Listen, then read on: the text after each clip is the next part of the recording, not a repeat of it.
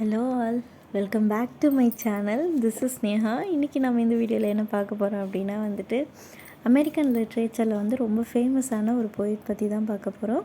அது யாருன்னு பார்த்தீங்கன்னா நம்ம ராபர்ட் ஃப்ராஸ்ட் தான்.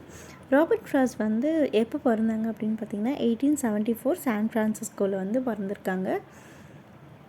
அவங்களுடைய அப்பா இறந்ததுக்கப்புறமா அவங்க ஃபேமிலி ஃபுல்லாக மசாச்சுசெட்ஸ் அப்படின்ற இடத்துக்கு ஷிஃப்ட் ஆகிட்டாங்க. ஓகேவா, அவங்க சின்ன வயசுலேயே, அதாவது ஸ்கூலிங் படிக்கிறப்பவே அவங்களுக்கு போயம் எழுதுறது அப்படின்னா அவங்களுக்கு ரொம்ப பிடிக்கும்.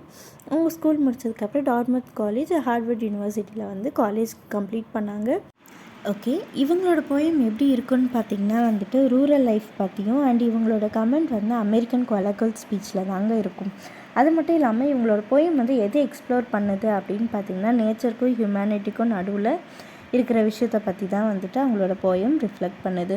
இவங்க ரொம்ப ஃபோக்கஸ் பண்ணுற தீம் அப்படின்னு பார்த்திங்கன்னா ஐசோலேஷன், ஹியூமன் கனெக்ஷன், மார்டாலிட்டி, அப்புறம் ஸ்ட்ரகிள்ஸ் ஆஃப் எவ்ரிடே லைஃப், இதை பற்றி தான் சொல்கிறாங்க. இது பியூட்டி, அதாவது நேச்சரை பற்றியும் இவங்க சொல்கிறாங்க.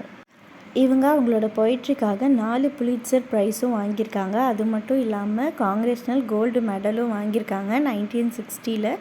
இவங்களை போயிட் லாரியட் ஆஃப் வெர்மண்ட் அப்படின்னும் கூப்பிடுவாங்க.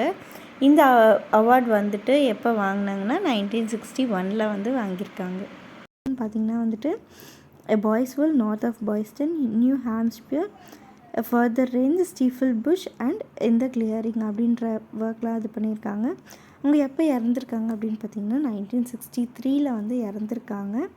அண்ட் நான் நெக்ஸ்ட்டு வீடியோவில் ரிலக்டன்ஸ் பற்றி பார்க்கலாம். ராபர்ட் ஃப்ராஸ்ட் எழுதின ரிலக்டன்ஸ் பற்றி நெக்ஸ்ட் வீடியோவில் நான் உங்களுக்கு எக்ஸ்பிளைன் பண்ணுறேன். அண்ட் உங்களுக்கு இந்த வீடியோ பிடிச்சிருந்தால் லைக் பண்ணுங்கள், ஷேர் பண்ணுங்கள், சப்ஸ்கிரைப் பண்ணுங்கள்.